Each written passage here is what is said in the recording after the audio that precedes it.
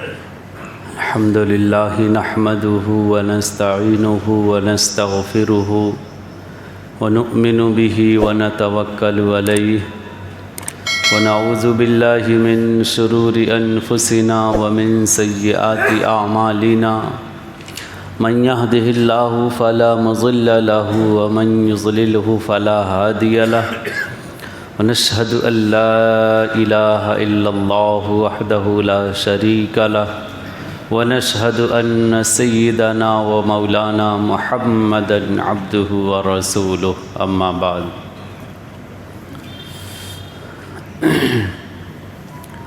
واعبد ربك حتى يأتيك اليقين قال النبي صلى الله عليه وسلم من صام رمضان وأتبعه بست من شوال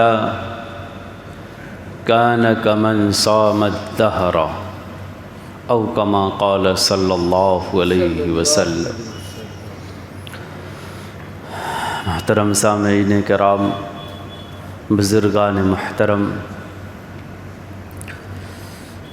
ابھی چند دنوں پہلے ہم سب لوگ اس بات کے انتظار میں تھے، اشتیاق میں تھے کہ رمضان المبارک کا مہینہ آنے والا ہے، اور کتنی جلدی وقت گزر جایا کرتا ہے کہ ایک مہینہ گزر گیا، رمضان المبارک کا پورا مہینہ گزر گیا۔ رحمتوں، برکتوں اور عظمتوں والا جو مہینہ اللہ رب العزت نے ہمیں دیا تھا، وہ پورا مہینہ مکمل ہو گیا۔ ایسے لگتا ہے جیسے ابھی کل ہی کی بات ہو کہ رمضان المبارک آیا اور یوں چلا گیا۔ ایک مہینہ گزر گیا، احساس ہی نہیں ہوا۔ دن اور اوقات اس طرح تیزی کے ساتھ گزر رہے ہیں۔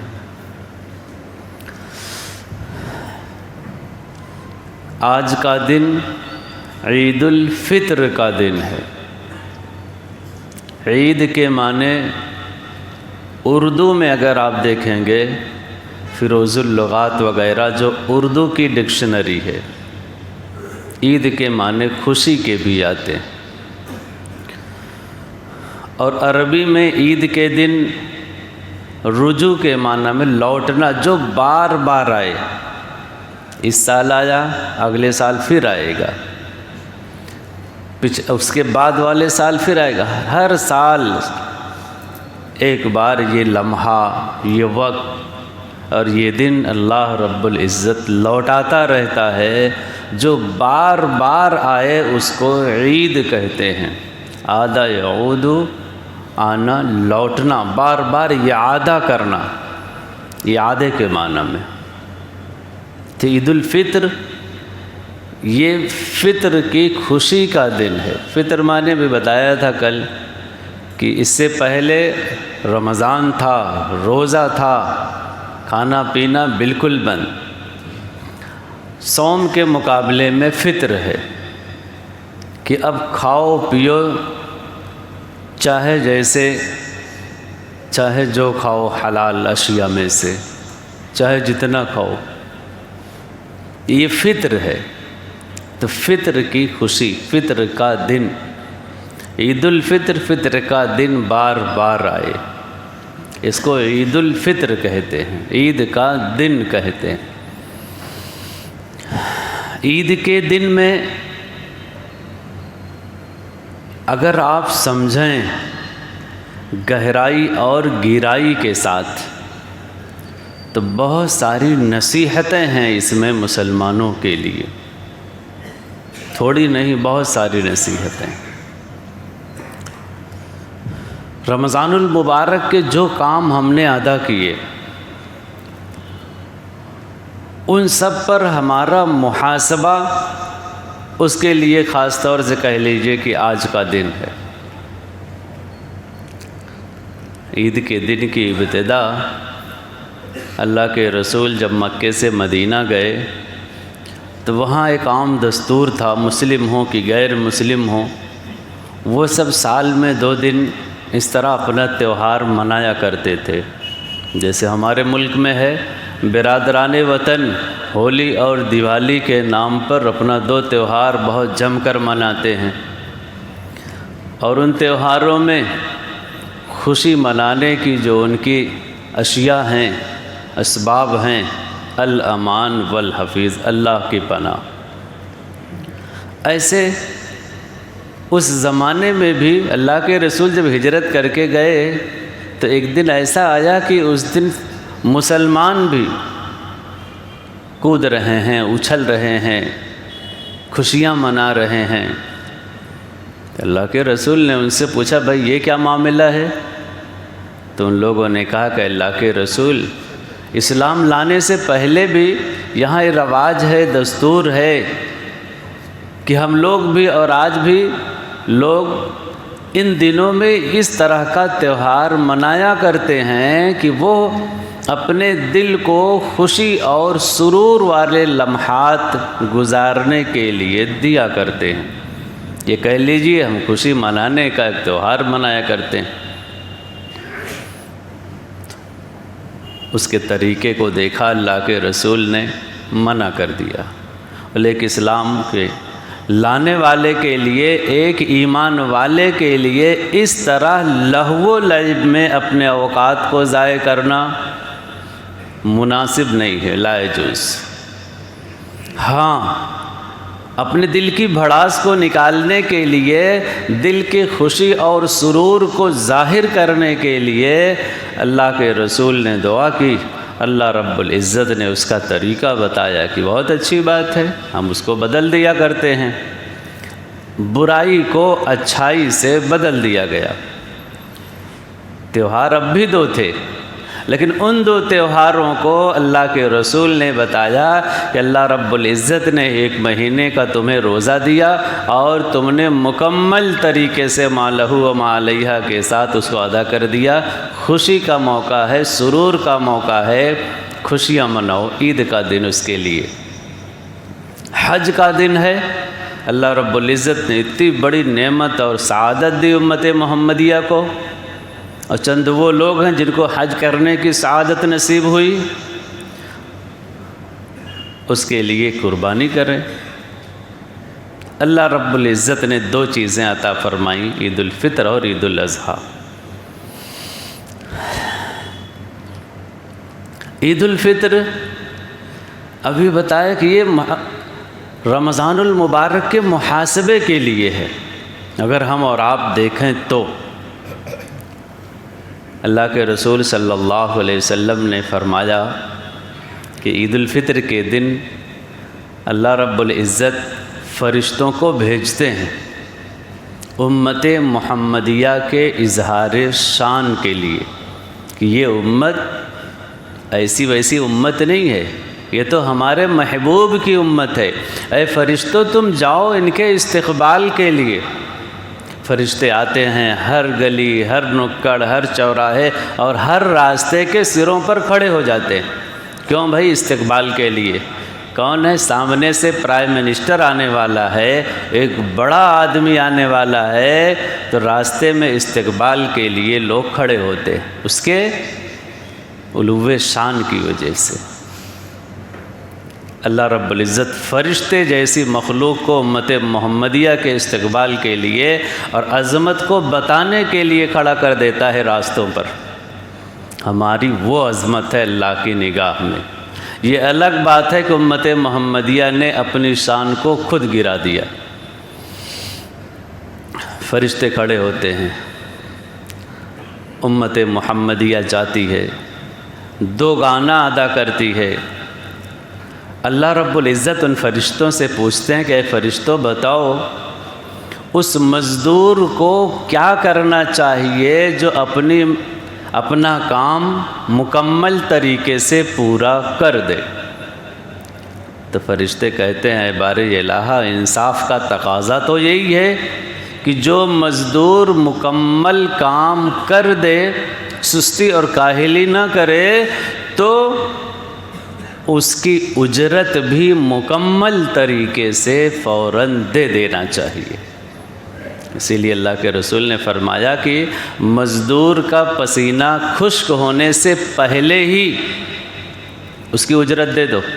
یہ نہیں کہ آج کام مکمل ہو گیا، اچھا ٹھیک ہے کل آؤ میں کل دیتا ہوں نا، نہیں، آج ہی دو۔ یہ اس کا حق ہے، یہ تمہارے اوپر واجب ہے کہ اس نے کام مکمل کر لیا، تمہارا کام مکمل، اب اس کی مزدوری، اس کی اجرت، اس کا پسینہ خشک ہونے سے پہلے ہی دے دو، ورنہ ٹال مٹول کے تم گنہگار ہوگے۔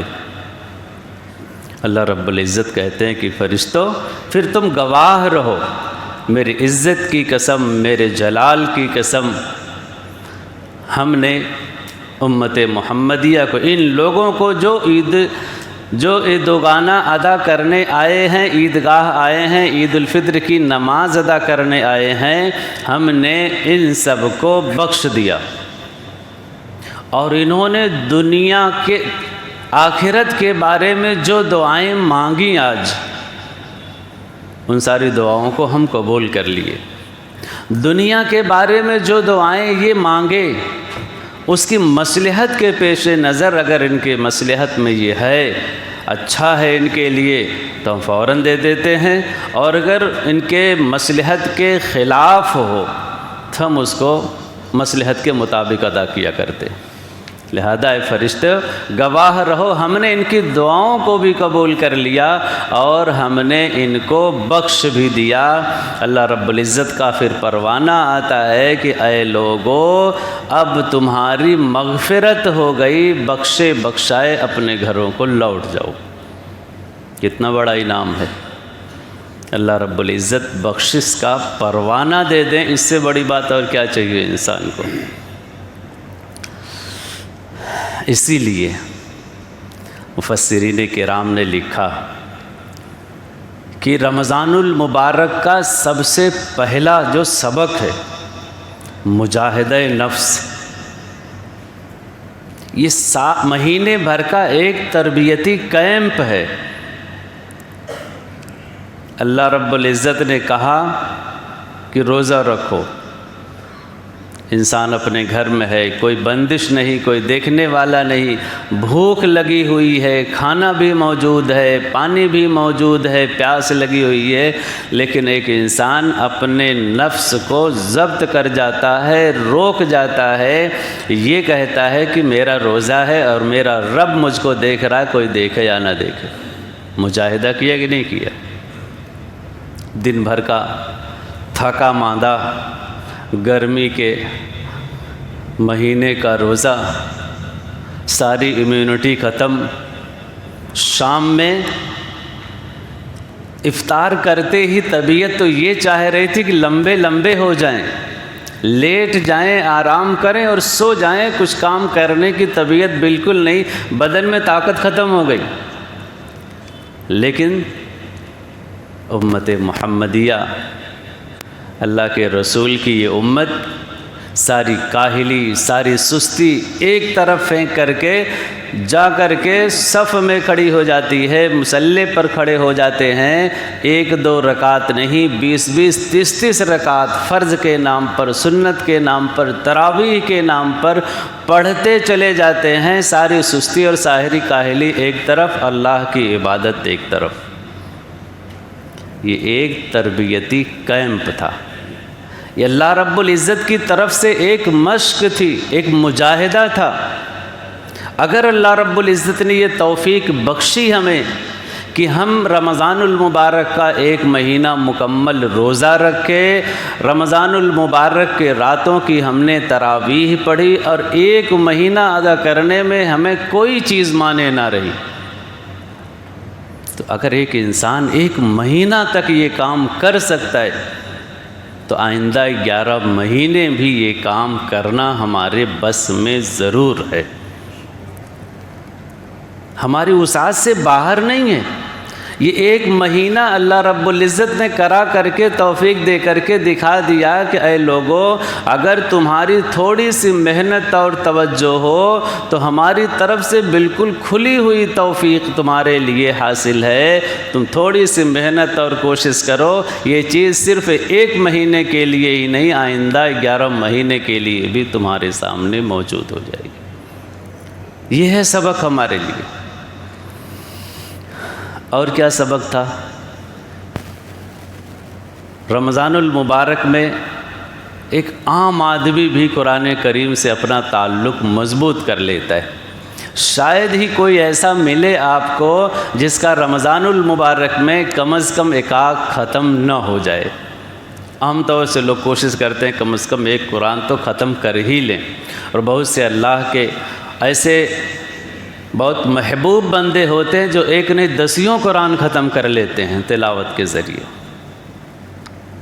اگر اللہ رب العزت کے قرآن سے ہمارا یہ تعلق رمضان المبارک میں تھا تو رمضان المبارک کے ذریعے اللہ رب العزت یہ سبق ہمارا یاد کرانا چاہتے ہیں کہ یہ قرآن جس طریقے سے تمہارا تعلق رمضان میں تھا، کبھی اعتکاف کے ذریعے، کبھی شب قدر کے ذریعے، کبھی اور تلاوت کے ذریعے، کبھی تراویح کے ذریعے، یہ تعلق تمہارا اگر تم چاہو تو پورے سال رہ سکتا ہے، بس تھوڑی سی توجہ کی ضرورت ہے۔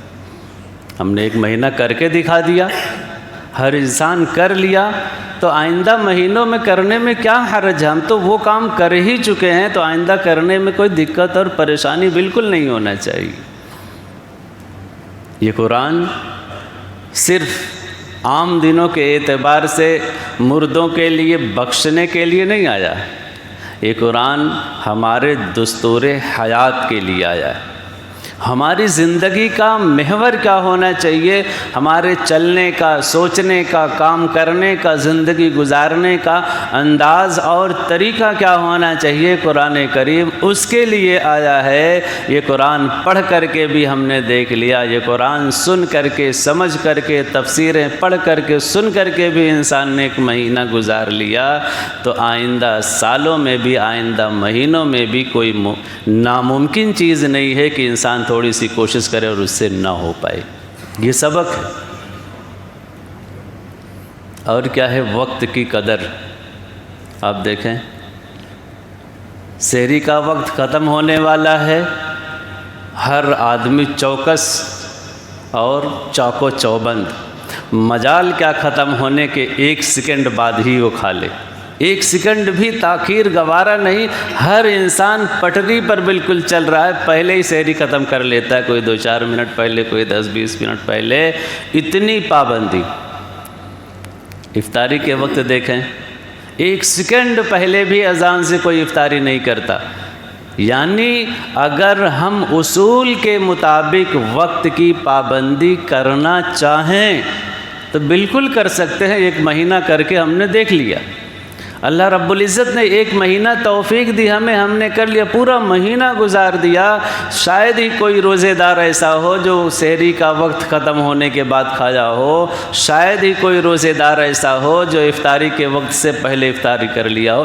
ڈسپلن ہمارے اندر کتنا سکھا دیا رمضان المبارک نے۔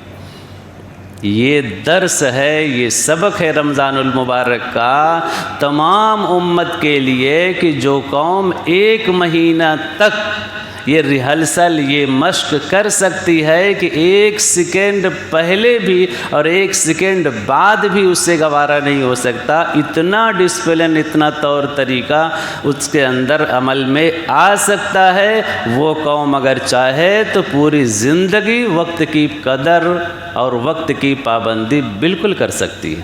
اس میں کوئی بعید کی بات نہیں، نہ کریں یہ ہماری کمی اور کوتاہی اور کسلت درماندگی، ورنہ ہمارے اندر ایسی فطرت، ایسا جوہر اللہ رب العزت نے رکھا ہے، ہم وقت کی قدر کرنا چاہیں تو بالکل کر سکتے ہیں۔ یہ 1 مہینے کا وقت اللہ رب العزت نے دے کر کے دکھا دیا، اور ہر انسان عمل کیا اس پر۔ کوئی یہ نہیں کہہ سکتے نہیں یار ایسا ممکن نہیں، سب ممکن ہے۔ یہ الگ بات ہے کہ ہماری طبیعتیں لہو و لعب کی عادی ہو چکی ہیں، وقت کو ضائع کرنے کی عادی ہو چکی ہیں۔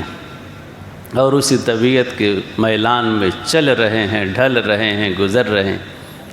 گھڑی بھی ملاتے ہیں تو 5 منٹ پہلے ملاتے ہیں، کیوں بھائی 5 منٹ پہلے اب تو وقت سے پہلے ہو گیا کہ ہاں تاکہ ہم وقت پہ پہنچ سکیں۔ یعنی طبیعت میں یہ میلان ابھی بھی موجود ہے کہ 5 منٹ بعد کا وہ سوچ کر کے جا رہا ہے۔